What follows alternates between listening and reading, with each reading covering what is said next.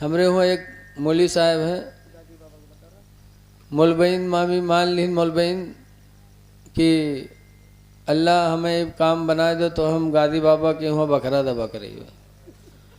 अब बताओ मौलवी के तनख्वाह कितनी होते 6,000 7,000 रुपया महीना, अब बकरा मिले थे 15,000 के। अब मौलवी बिचरो बड़े मेहनत के यार वार पैसा जुगाड़ के बकरा खरीदिन, सामान खरीदिन, उसके बाद अब टराली नहीं पावे जाए खातिर। गांव ढूंढ आए टराली वाले के, तब आए मौलवीन पर जुटे, कहीं तुहिन जा तु बहुत मिन्नत माना था, तोर मुँह बहुत खुला था, जा तुहिन ढूंढ। अब जब टराली वाला मिल गया तो खाना बनाए वाला नहीं मिले, तो फिर बाए मौलवीन पर बरसे, कहा अरे तू जा ढूंढ के लेके आओ, तोर मुँह बहुत खुला था। तो मौलवीन कोच फैलन के गाजी बाबा आपकी पुरियाद अब जिंदगी में न मनबे। ए गाजी बाबा आपकी बताओ क्या हुआ? फातिमा जहरा ने रोज़े की मिन्नत मानी, ए लोगों मुसीबत आए तो कह दो इलाही मुझे इस बीमारी से शिफा दे दे, मैं 10 रकात नफिल नमाज पढ़ूंगा। बेशक सुभान अल्लाह। अल्लाह मुझे शिफा दे दे तो मैं रोज़ा रखूंगा, ताकि मिन्नत पूरी करने में तुम्हारे ऊपर बोझ भी न लगे, मिन्नत पूरी हो जाए। इन्हीं की वजह से हम जहन्नम में आए। पता चला खाना खिलाना भी सवाब है और नमाज पढ़ना तो फर्ज ऐन है ही है। सहाबे किराम और रसूलुल्लाह के घराने में कितनी अहमियत थी। हज़रत अली शेर खुदा के घर में हज़रत हसन हुसैन बीमार हो गए। जब हसनैन बीमार हो गए तो फातिमा जहरा ने मिन्नत मानी, या अल्लाह मेरे बेटे हसन हुसैन को शिफा दे दे तो हम 3 दिन रोज़ा रखेंगे। फातिमा ने मिन्नत मानी। और आजकल की मेहरवे कहा कहते हैं, या अल्लाह बच्चे को शिफा दे दे तो हम अजमेर शरीफ में चादर चढ़ेबे। वाह जी, तुम अजमेर शरीफ कह दियो, लेकिन कैसे जाइए हो, ऐसे दन्ने से पहुंच जाइए हो। अजमेर शरीफ जाने के लिए तुम्हारे शौहर पर कितना बोझ पड़ा, गाड़ी करना पड़ा, तमाम इंतजामात करके तब वहाँ जाओगी। और चादर, आला हजरत ने फतावा रज़विया में लिखा है कि किसी वली की कब्र पर जब वो चादर जब तक के पुरान न हो जाए, फटे ना, तब तक के दूसरी चादर डालना जायज़ नहीं।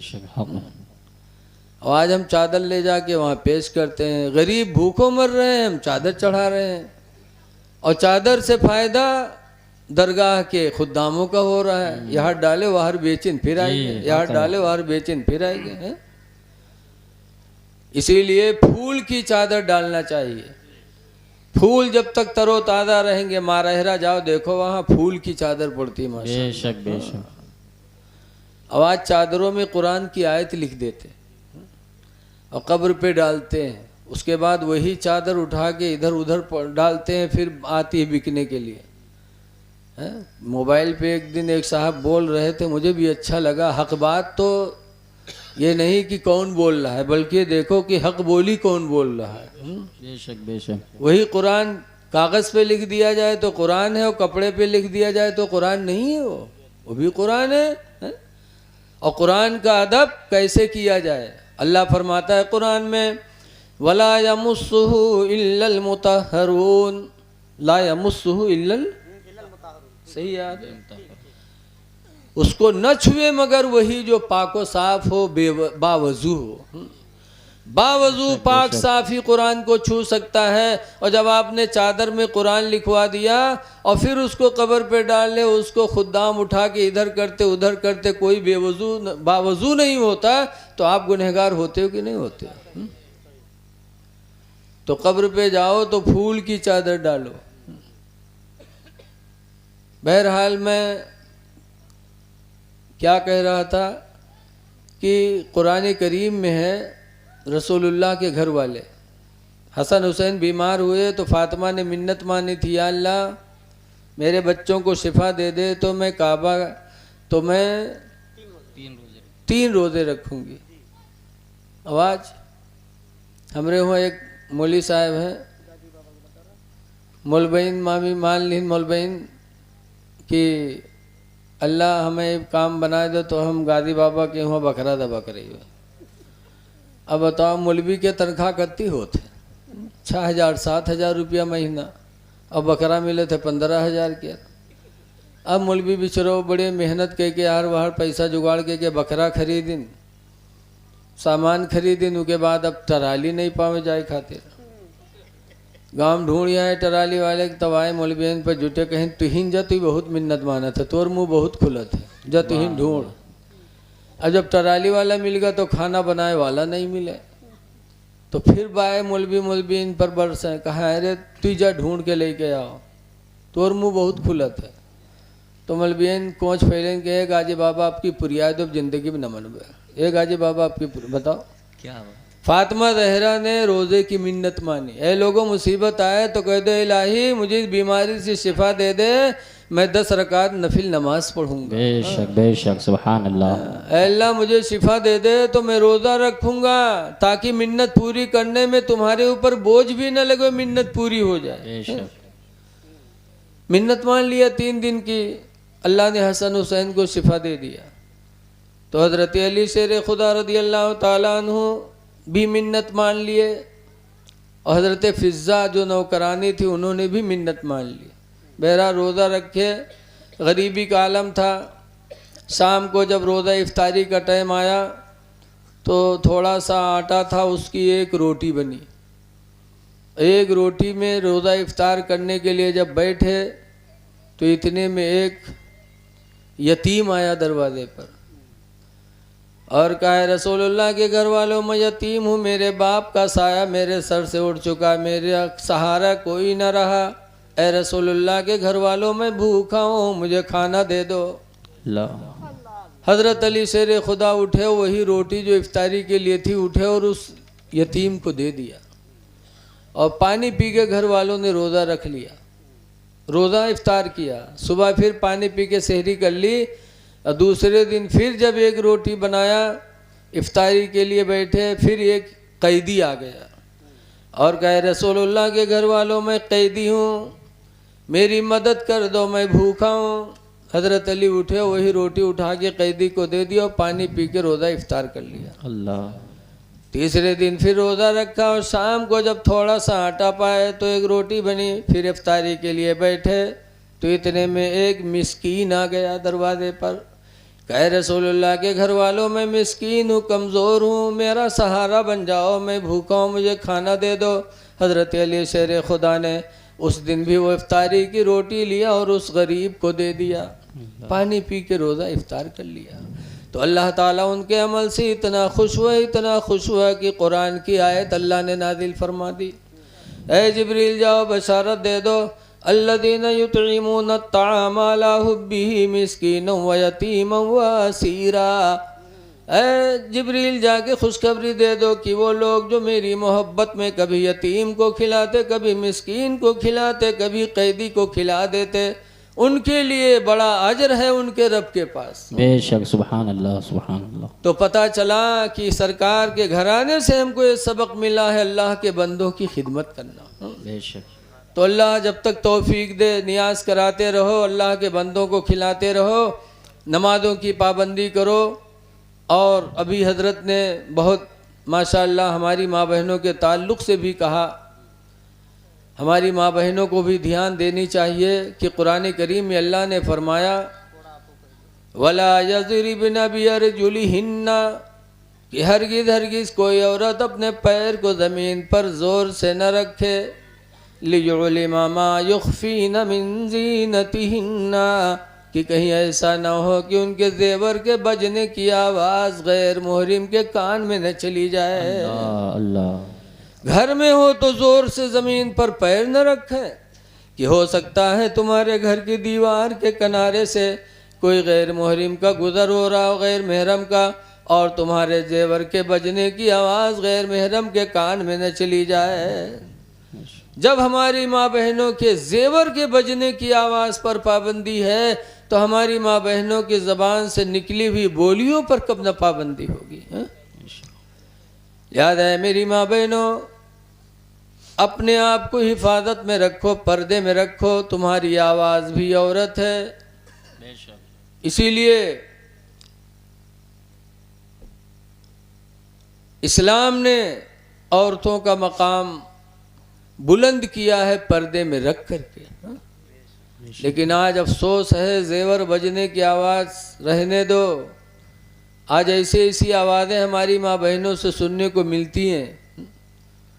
पाए जी हैं रत जगह के रात, तो उसमें तो अल्लाह का शुक्र अदा करना चाहिए कि ऐ अल्लाह मौजूद, तूने मुझे एक औलाद दिया था, तेरा शुक्र है कि तूने उसे जवानी अता फरमाई और आज तूने उसके निकाह का मौका दिया। इलाही तेरा शुक्र है। रात में कुरान पढ़कर नमाज पढ़ के खुदा का शुक्राना अदा करना चाहिए। लेकिन पाए जी हैं ढोलक तो रात भर गम कई। सोने के थाला में जौना परोस, सोने के थाला में जौना परोस। बताओ मुफ्ती साहब, थाला कत्ता बड़ा होता है, अत्ता बड़ा होता कि नहीं होता। सोने के कील नहीं जुहा थे हाली, और सोने के थाला में ही जौना परोसा था, और जौना का हम बुढ़ाए के आज तक नहीं जान पाए। कितनी बड़ी झुट्ठिन है, रात पूरी बकवास में गुजार देती है। आ जाओ आंगन में अल्लाह मोरे, आ जाओ आंगन में अल्लाह मोरे, बताओ अल्लाह बलावत अल्लाह को देख पाएंगी।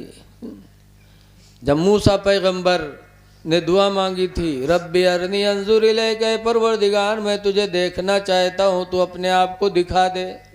तो अल्लाह ने फरमाया था लन तरानी, हरगिज हरगिज मूसा तुम मुझे नहीं देख सकते। बेशक बेशक, सुभान अल्लाह। तो मूसा पैगंबर नहीं देख सकती, आंगन में बलावत अति बड़ी तहज्जुद गुजार कि जिका बलाए वो आ जाए।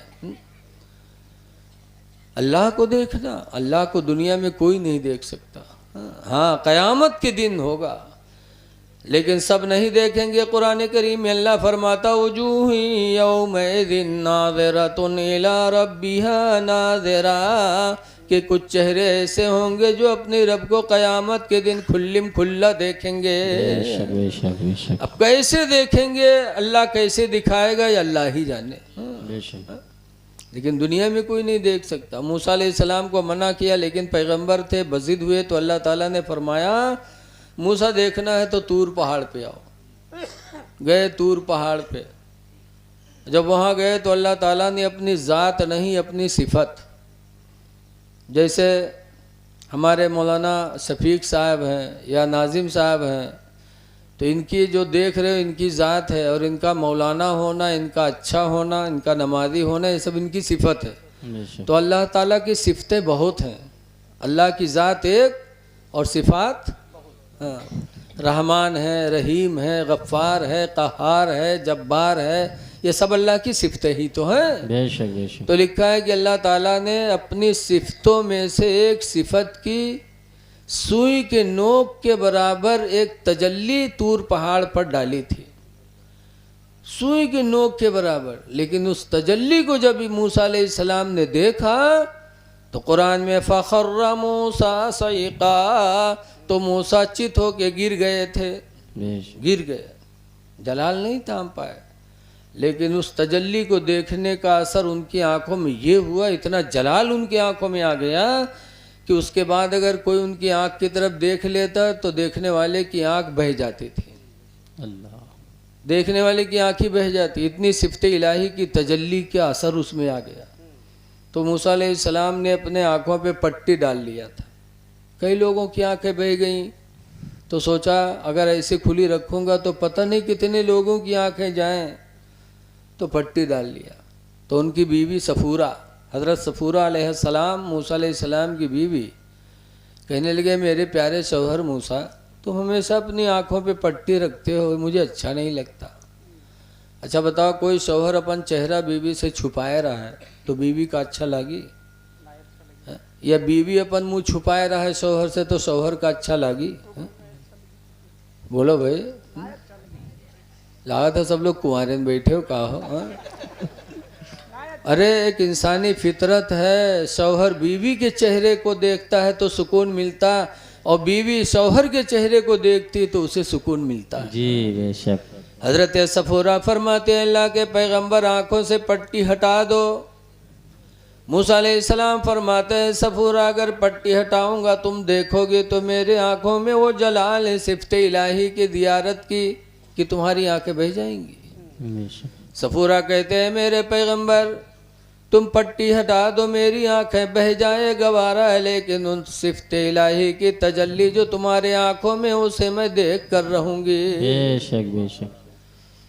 मूसा अलैहिस्सलाम ने कहा तो सफूरा खोलने जा रहा हूँ, तैयार रहना। कहाँ खोलो? तो जब मूसा अलैहिस्सलाम ने पट्टी खोली तो झट से सफूरा एक आंख पर हाथ रख लिए। सोची नहीं एक ही से देखी जाए तो एक ही जाए, एक से तो जिंदगी गुजार ले, बड़ी चालू रहा। हाँ, ऐसे हाथ रख लिया और एक आंख से मूसा अलैहिस्सलाम की आंखों पे डाला तो हजरत सफूरा की वो आंख बह गई।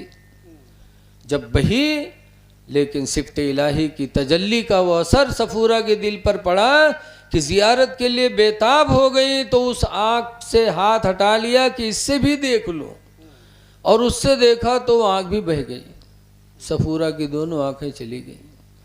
लेकिन यकीन जानो अल्लाह ताला अपने बंदों के दिलों को खूब देखता है। बेशक अल्लाह से बेशक कोई चीज़ पोशीदा नहीं है। हक है। अल्लाह का वादा फमन यामल मिस्काल ज़र्रतिन खैरन यरा, जो ज़र्रा बराबर भलाई करता अल्लाह उसे देखता है। अल्लाह सफूरा की हसरत को देख रहा था, अल्लाह की मोहब्बत में आँखों को उन्होंने गंवा दिया, तो अल्लाह ताला इतना बड़ा कादिर है कि अल्लाह ने फिर अपनी कुदरत से सफूरा की आँखों को वापस फरमा दिया। बेशक सुभान अल्लाह माशाअल्लाह। बताओ, उस सिफ्त इलाही की तजल्ली एक सुई की नोक के बराबर थी, नहीं देख पाए, और मेहरुए कहते आंगन में आ जाओ अल्लाह मुरे। बताओ ये कलमे कुफर है कि नहीं कुफर है? याद है मेरी माँ बहनों, अपनी ज़बान से बोलिया न बोलो जिससे खुदा नाराज हो, अल्लाह का रसूल नाराज हो। बेशक अच्छी बोलियां बोलो, अच्छे काम करो, अपने आप को पर्दे में रखो ताकि तुम्हारी नस्लें अच्छी हों, तुम्हारे घर के लोग भी अच्छे हों। दुआ है कि अल्लाह तबारक व ताला इस गौसे आदम के महफिल को कबूल फरमाए। आमीन। और जी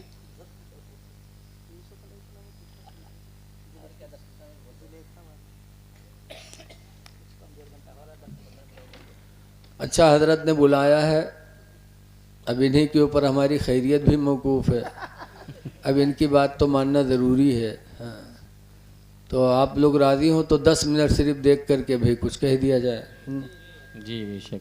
हाँ, वरना पता चले हम तकरीर के लिए आप गुस्सा के बैठो। एक जगह से तकरीर होता रहा, ख़त्म करे लागे, तो एक जगह से तकरीर हो रही थी तो लोग घबरा गए। सुनत सुनत में एक आदमी उठाई इस लाठी और मौलाना लंग बढ़ा। अब जब मौलाना लाठी देखें तो जहाँ तकरीर हुए रही गया। लेकिन कहा बात भैया, कहा बात। तो कहते मौलाना तुम तकरीर को, तुमसे कोई मतलब नहीं, हम तो उका ढूंढे थे जो तुमका भलाई लेके आओ। हाँ। तो पता हो कि हम तकरीर के, आप घूर घूर के हमारे हाफिज़ साहब को देखें, मौलाना साहब को। बहरहाल इनकी मोहब्बत है, 12:30 बज चुके हैं, सिर्फ 10 मिनट इन्होंने हुक्म दिया है, दो एक बातें सुन लो। दरूद शरीफ पढ़ लीजिए। अल्लाहुम्मा सल्ली अला सय्यिदिना मौलाना मोहम्मद बारिक वसल्लम सलातो व सलाम अलैका या सय्यदी या रसूल अल्लाह सल्लल्लाहु तआला अलैहि वसल्लम। देखिए कुरान हकीम में है, क़दा रब्बुका अल्ला ताबुदू इल्ला इय्याह, अल्लाह ने फैसला किया है कि अल्लाह के सिवा तुम किसी की इबादत न करो। वबिल वालिदैनि एहसाना, और अपने माँ बाप के साथ अच्छा सलूक करो।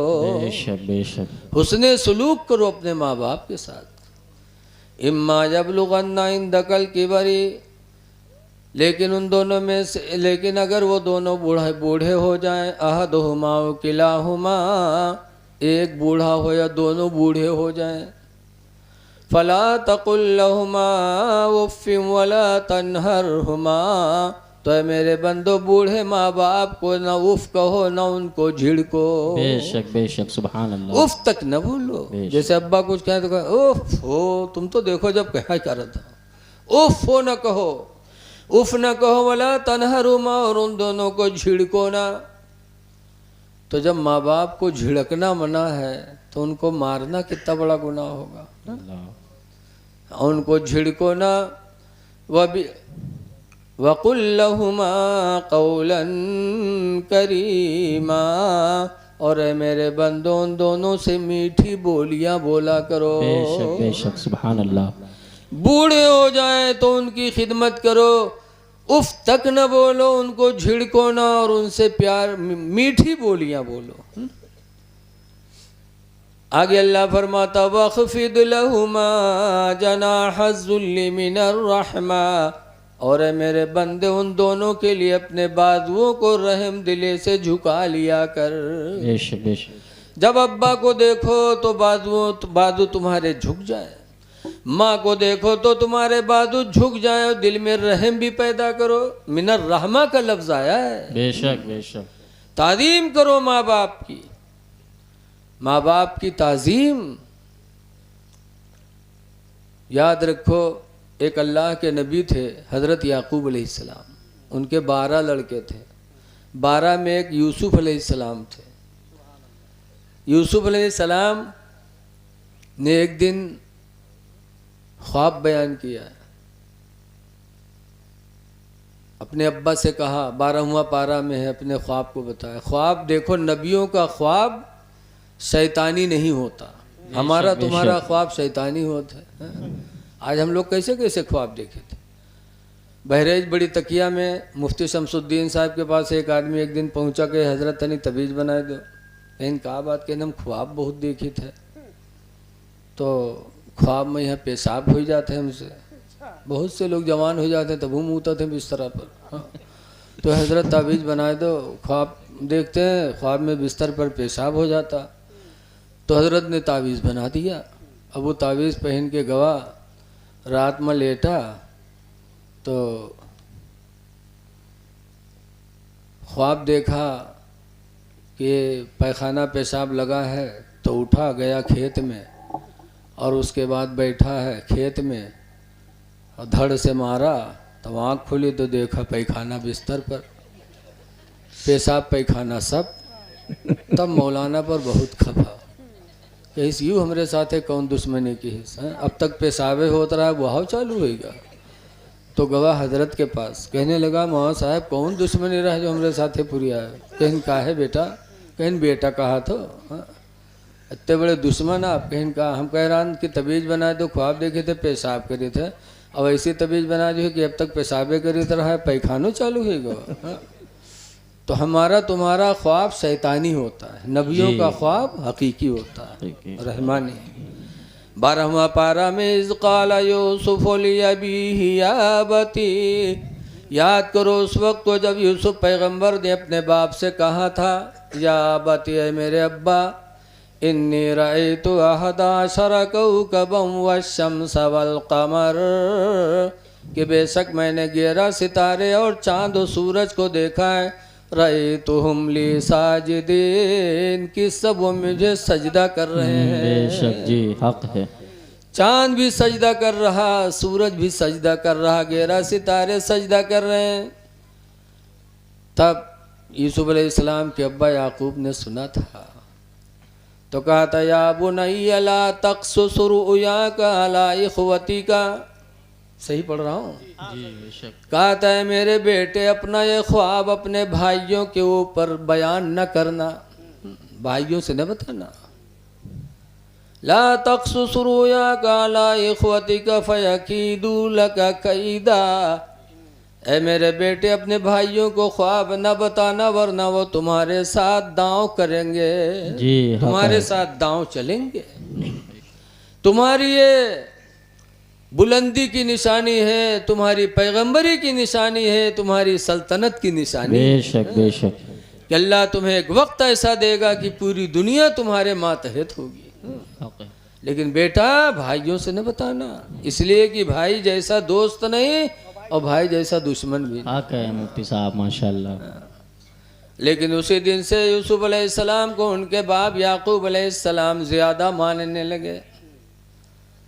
तो 2 लड़का हो, एक ठोर बढ़िया डॉक्टर बन जाए, एक ठोर गुंडा बन जाए, तो बाप किससे मोहब्बत करी, गुंडवा से? डॉक्टर को ज़्यादा इज्जत देगा। बोलो जी। यूसुफ अलैहिस्सलाम की जब यह मंजिल हजरत याकूब ने देखी तो मोहब्बत करने लगे। तो भाई जो रहे वो डर गए, कहीं अरे अब्बा इतना माना था यूसुफ कहीं है, तो ऐसा न हो कि सब जमीन जायदाद उन्हीं का लिख दे। जी। कुछ नहीं, यूसुफ को ख़त्म किया जाए, वरना जायदाद से महरूम हो जाएंगे। अल्लाह। भाई बड़े दुश्मन होते। तो ये 10 भाई थे एक माँ से यूसुफ उनके भाई बनियामीन थे। तो 10 भाइयों ने जा कर के मीटिंग किया, कहा यूसुफ को किसी बहाने ले चला जाए, मार दिया जाए। वो 10 जंगल में बकरियां चराते थे। एक दिन आए,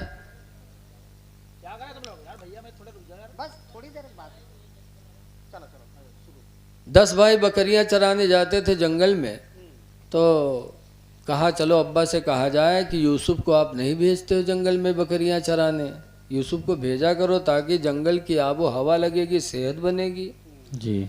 गए याकूब अलैहिस्सलाम से कहा, तो याकूब अलैहिस्सलाम नबी थे, कहा ना मुझे डर है कि तुम ले जाओगे तो जंगल में भेड़िया मेरे यूसुफ को खा लेगी। कहा नहीं नहीं अब्बा, हम लोगों के होते कैसे खाएगी, जी। भेजो। खैर अल्लाह की मशीयत है, अल्लाह ताला को दुनिया को ये नसीहत देना था। तो यूसुफ अलैहिस्सलाम ने भेज दिया, घोड़ैया बैठा के लेके चले, बड़ा नारा तकबीर लगाओ और लेके गए। जब तक कि यूसुफ अलैहिस्सलाम को याकूब अलैहिस्सलाम बाहर निकल के देखते रहे, तब तक बड़ी इज्जत से लेके गए। और जब जंगल में पहुंचा, जाने के अब अब्बा नहीं देखा थे, वो उठा एक पटकी तो मारना शुरू किया। ऐसा मारना शुरू किया जिसके पास यूसुफ अलैहिस्सलाम जाते, भाईजान क्या मार रहे हो, भाईजान क्या हुआ, कौन सी गलती हुई। कोई सुनने के लिए नहीं, मारते ही रहे। और मार कर हज़रत यूसुफ अलैहिस्सलाम को कुएं में लटका दिया, कनान के कुएं में, कनान के कुएं में गिरा दिया। और उनका कुर्ता उतार लिया था, तो कुर्ता लेकर गए, एक बकरी हलाल की हिन और के खून में यहाँ कुर्ता सौंदिन। और के बाद रोबत चिल्लात वहाँ से चले। कितने बड़े मक्कार रहे बताओ। रोबत चिल्लात चले वहाँ बस्ती में। याकूब अलैहिस्सलाम सुने तो बाहर निकले, कहा है अब्बा हम लोगों ने बहुत बचाया लेकिन बचा नहीं पाए, जंगल की भेड़िए ने यूसुफ को खा लिया। याकूब अलैहिस्सलाम ने कुर्ता फैलाया, देखा तो पूरा कुर्ता खून से आलूद, लेकिन कुर्ते में कहीं भेड़िए के दांत के निशान भी नहीं लगे। जी। तो याकूब अलैहिस्सलाम फरमाते हैं जंगल का भेड़िया कितना होशियार निकला कि मेरे यूसुफ को खा लिया और कुर्ते में दांत तक नहीं लगाया। इसका फैसला अल्लाह ही फरमाएगा। अल्लाह पे छोड़ दिया सब। और जब इंसान अल्लाह पे छोड़ देता तो अल्लाह बेहतरीन कारसाज। बेशक बेशक, सुभान अल्लाह।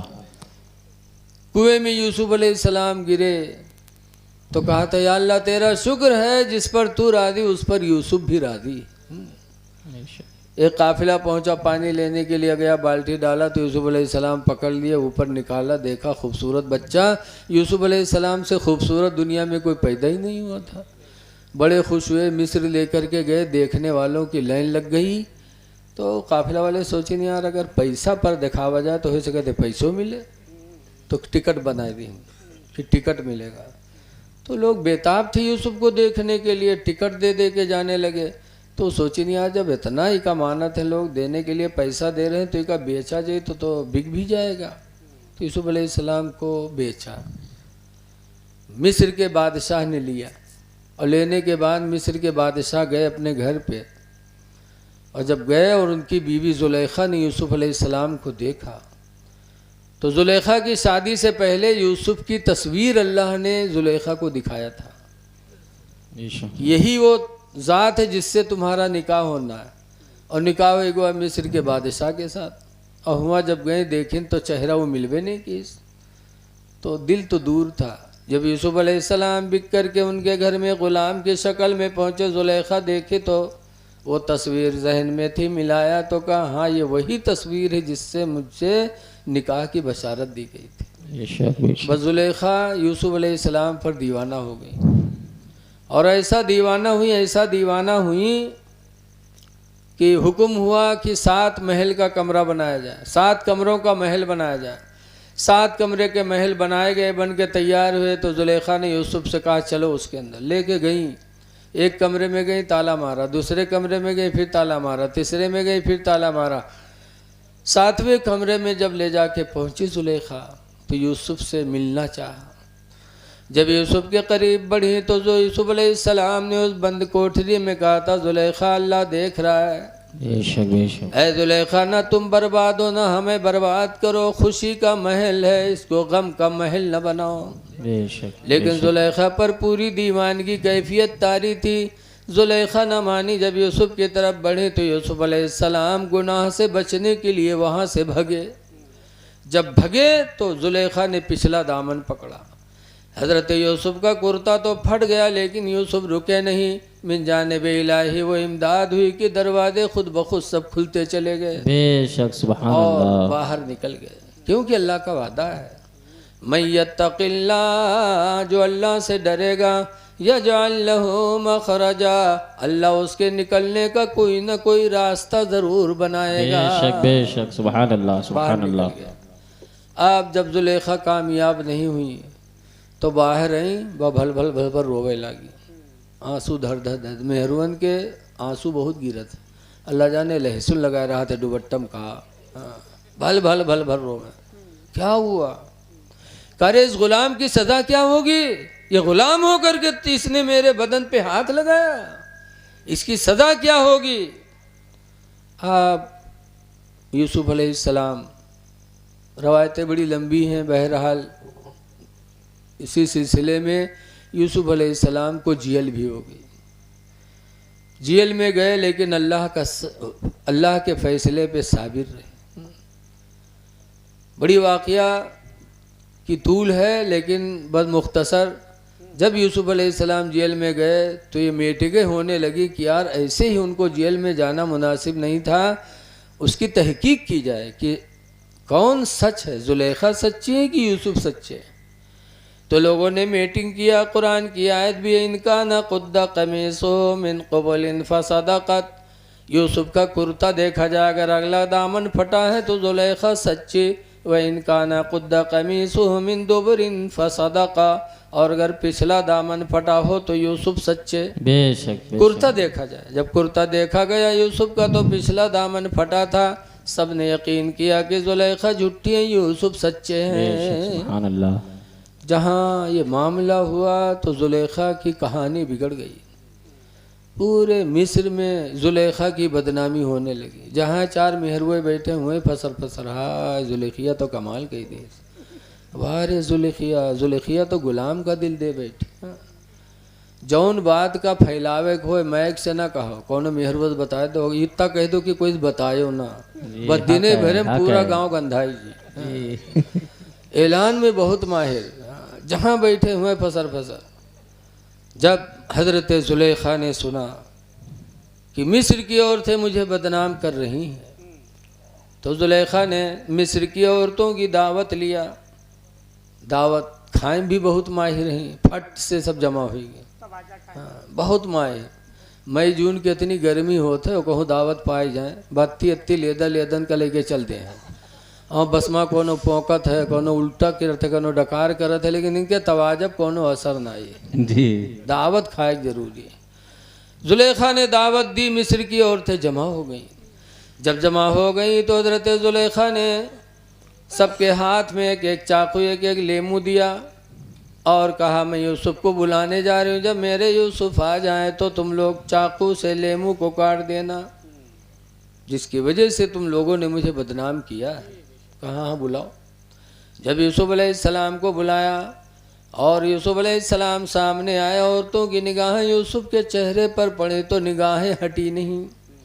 ऐसा निगाह गड़ा कि यूसुफ को देखने लगी, दिलो दिमाग उनके बेकाबू हो गए।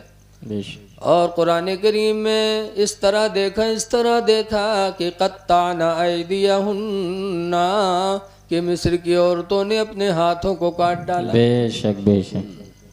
हाथ काट दिया और कहा था खुदा की कसम ये कोई इंसान नहीं, ये कोई नूरी फरिश्ता है जो आसमान से उतर आया। बेशक बेशक। हाथ काट दिया। लेकिन बदनाम ज़माना जुलेखा हो चुकी थी। कुछ दिनों के बाद जुलेखा को बस्ती में रहना दूभर हो गया तो बस्ती छोड़ दिया। जिसको गांव भर बुरी निगाह से देखने लगे, गिरी निगाह से, तो आदमी गांव में कैसे रहेगा। जुलेखा ने जंगल पकड़ लिया, जंगल में अपना बसेरा कर ली। जंगल ही में यूसुफ की याद में रोती रही, यहाँ तक कि उनकी आँखों की रोशनी भी चली गई, बूढ़ी हो गई। यूसुफ अलैहिस्सलाम को अल्लाह ने सच्चाई की बरकत से मिस्र की सल्तनत अता फरमा दी। यूसुफ बादशाह हो गए। तो एक दिन घोड़े पर बैठकर मिस्र के जंगल में तफरीह के लिए निकले। जब करीब निकले तो यूसुफ की खुशबू जुलेखा तक पहुंची और जुलेखा एक पेड़ के नीचे बैठी थी। नाबीना हो गई थी, लेकिन यूसुफ की खुशबू से पहचान गई कि मेरे यूसुफ जंगल के दौरे पे हैं। बेशक तब जुलेखा ने कहा था, सुबहान मन जालल अबीद मुलूका, ऐ परवरदिगार तो कितना पाक है कि तूने गुलाम को बादशाही अता फरमा दिया। बेशक सुभान अल्लाह कि सुभान गुलाम था इलाही, तूने सल्तनत अता कर दी।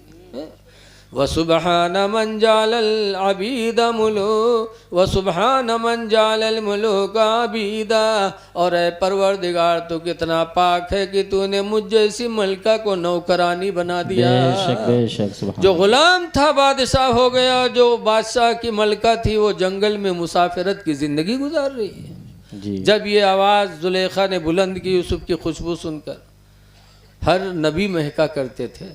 बेशक बेशक आज तो लोग कहते हैं उन्हीं इंसान हम ही इंसान। इंसान इंसान बराबर हो सकते हैं, बताओ? नहीं हजरत सुल्तान महमूद गजनवी के दौर में महमूद गजनवी एक दिन रात में जा रहे थे, 4 चोर बाहर से आवत रहे। चोरवे जब देखें तो भागे।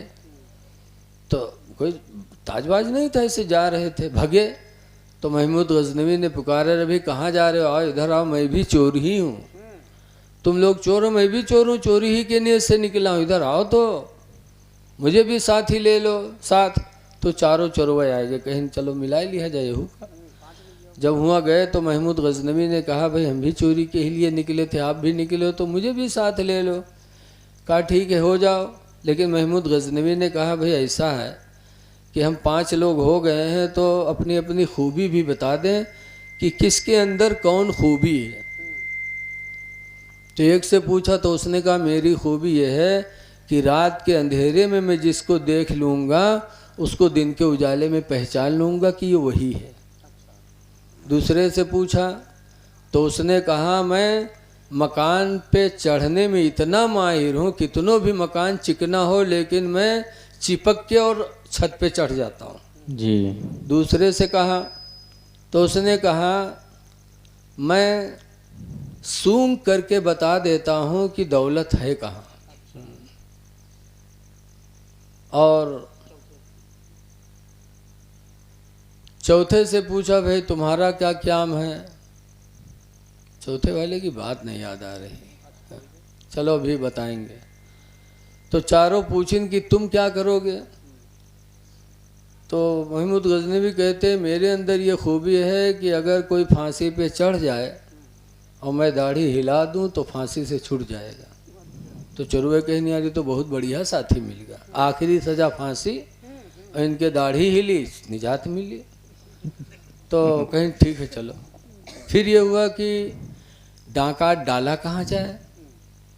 तो कहीं यार बादशाह के घर में डाला जाए। लोगों ने कहा महमूद गजनवी के घर में डांका डाला जाए, और महमूद गजनवी साथ है जी वहाँ डांका डाला जाए, वहाँ खजाना ज़्यादा मिलेगा। महमूद गजनवी ने कहा हाँ यार वहीं चलो।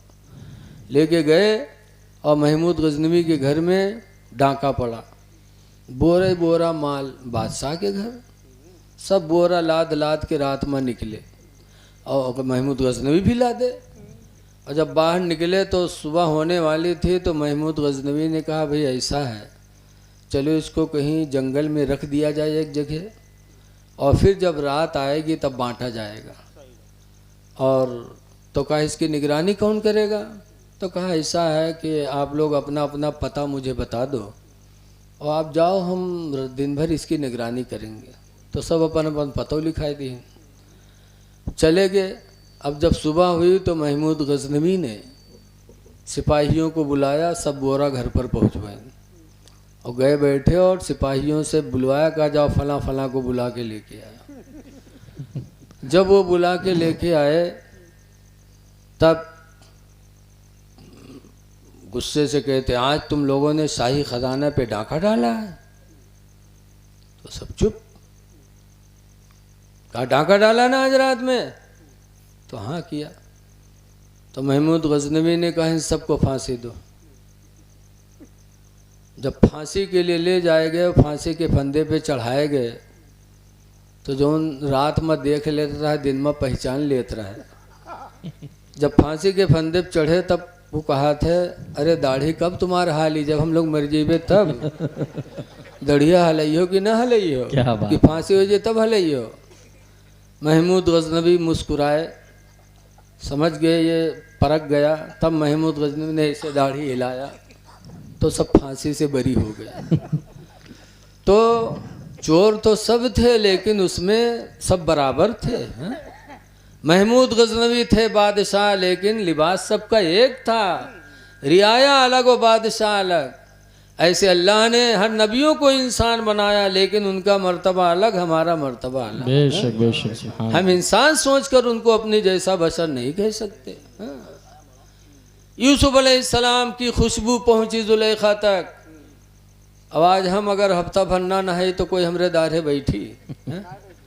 वो नबी थे कि महका करते थे। बेशक। जब जुलेखा को खुशबू मिली, बोली बोली तो यूसुफ अलैहिस्सलाम जुलेखा के करीब गए, देखा जुलेखा की हालत। यूसुफ अलैहिस्सलाम को तरस आ गया। कहा जुलेखा जंगल बसेरा बनाया।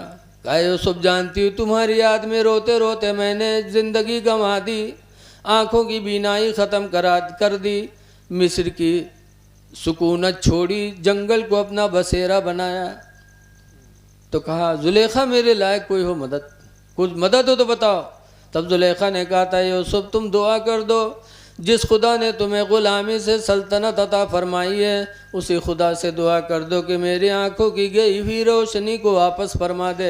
बेशक सुभान यूसुफ अल्लाह। अलैहिस्सलाम ने दुआ मांगी तो जुलेखा की आंखों की रोशनी आ गई। जब आ गई देखा तो यूसुफ अलैहिस्सलाम फरमाते और कोई सेवा मेरे लायक बता। कहा यूसुफ बेबी दुआ कर दो कि अल्लाह ताला मेरी जवानी वापस कर दे। दुआ मांगी तो अल्लाह ने जवानी जुलेखा को दे दी। और जब जवान हो गई तो फरमाती है कि यूसुफ एक आखिरी तमन्ना ये भी है। कहा क्या? कहा अब तुम मुझे अपने निकाह में कबूल कर लो। बेशक सुभान अल्लाह। यूसुफ अलैहिस्सलाम ने वो भी पूरी किया, निकाह किया। और फिर एक लड़की पैदा हुई बीबी रहमत, जिनका निकाह हज़रत अय्यूब अलैहिस्सलाम से हुआ।